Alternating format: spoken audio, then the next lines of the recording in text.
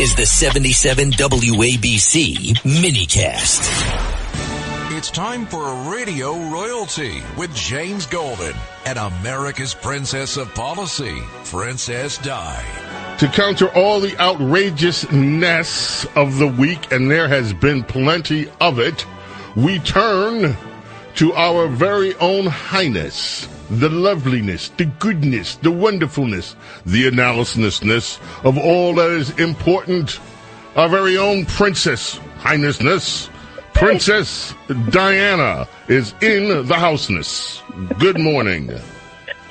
Oh, Sir James, it's so wonderful to hear from you. I think you need some kind of royal promotion. I think your service has been so much appreciated, and I need to make you, an additional knighthood.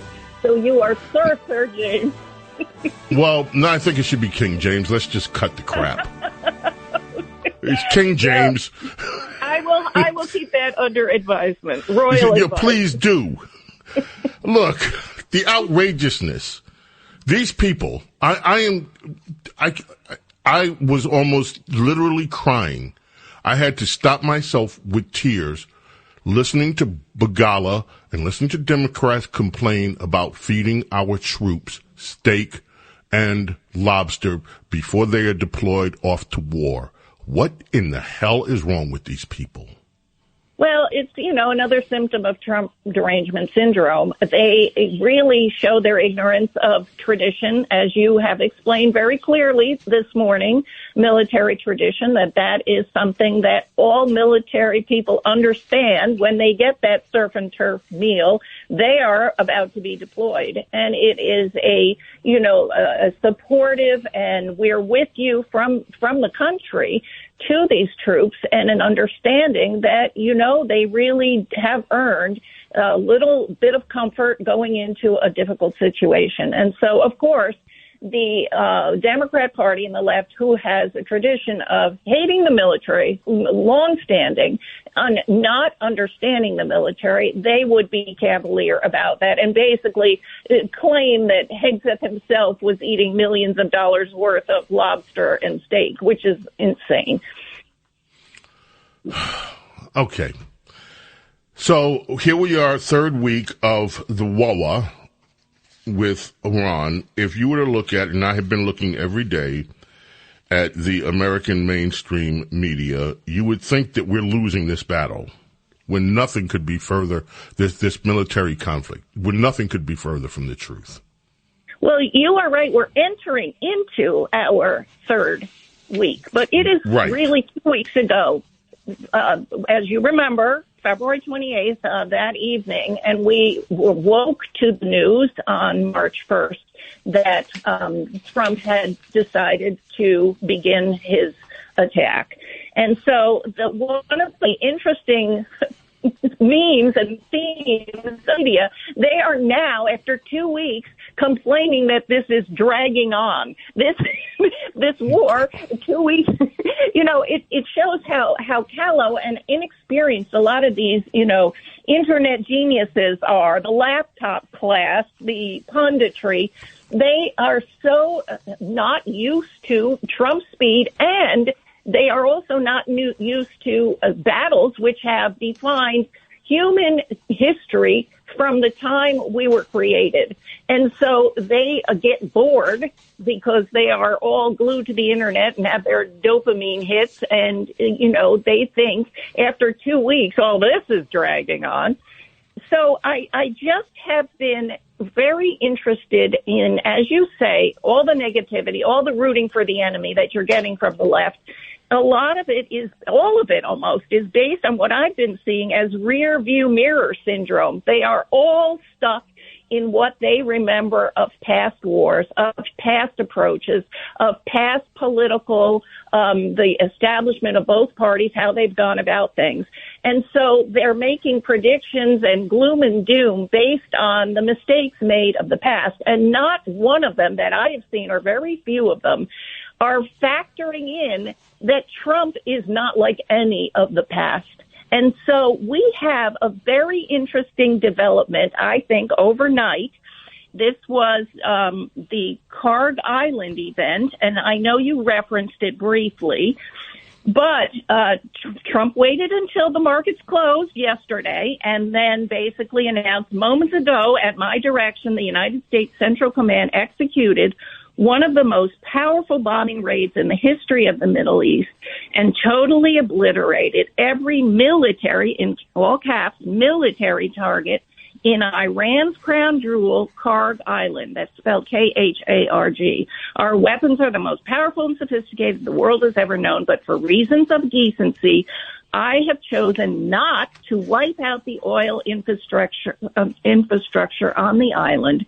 However, should Iran or anyone else do anything to interfere with the free and safe passage of ships through the Strait of Hormuz, I will immediately reconsider this decision. And he goes on to explain a lot of things that are very important. But I also wanted to just remind you of a quote before Trump became president. Can I read something from The Guardian? And he was asked, what would he do about Iran? I'd be harsh on Iran. They've been beating us psychologically, making us look like a bunch of fools. One bullet shot at one of our men or ships, and I'd do a number on Karg Island. I'd go in and take it. Iran can't even beat Iraq, yet they push the United States around. It'd be good for the world to take them on. And do you know when he said this? When? Donald Trump was interviewed by The Guardian May 26, 1988. This Good was grief. 38 years ago. And Good he has grief. been talking about it, thinking about it ever since.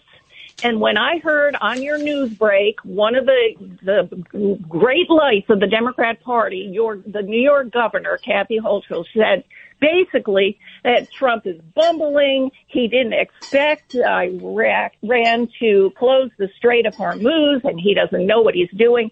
Now, let me tell you, I have looked at his own words, Trump's own words, and looked at what he actually has been doing since his first term. And this has been the goal. He knew, of course, that Iran would threaten the Strait of Hormuz because that has been the calculation every single president has had to deal with, and why Iran has been metastasizing all these decades, because people calculated and looked at the chessboard and said, well, we cannot afford for Iran to do the obvious thing, which is close the Strait of Hormuz to oil traffic. And so all of a sudden, Trump is doing something different, which he signaled back when he was 41 years old, is that last night, this is what I have been looking for and waiting for. He basically destroyed all of the military infrastructure on the island, but left the oil intact. So we have choke point for choke point, and the insurance basically industry shut the Strait of Hormuz. The insurers and the underwriters stopped basically insuring the ship traffic, and so and raised the prices so it was unaffordable. And so that is what closed the strait. That was with a lot of British underwriters, Lloyd's of London, working with Iran, Sub Rosa. There is a back connection there, which we can talk about someday.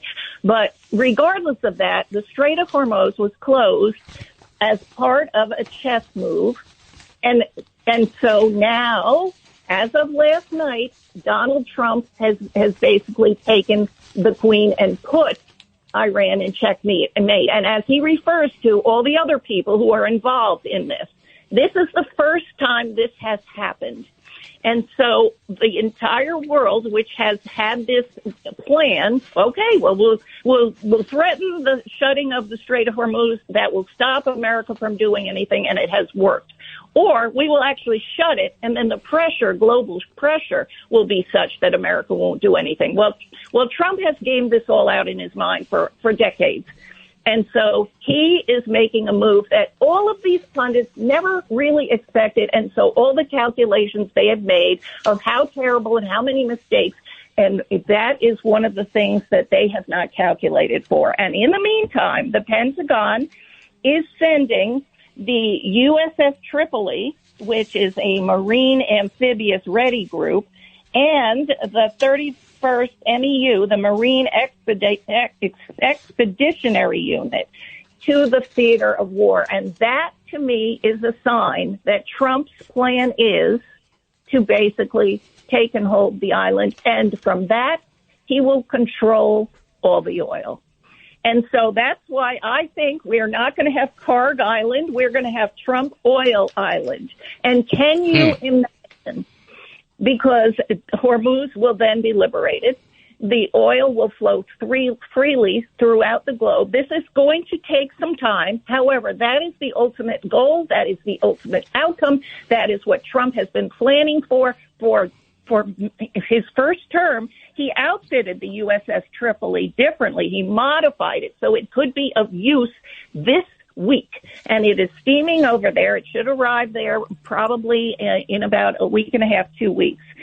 And so all of these plans, all of these assets that he has put in place and is putting in place is of long-term standing strategy. And the entire media and the left has no idea, and they think he's bumbling into it. So I just wanted to pull back the camera a little bit to give a bird's eye view that I personally cannot predict how this is going to unfold. You never can in war.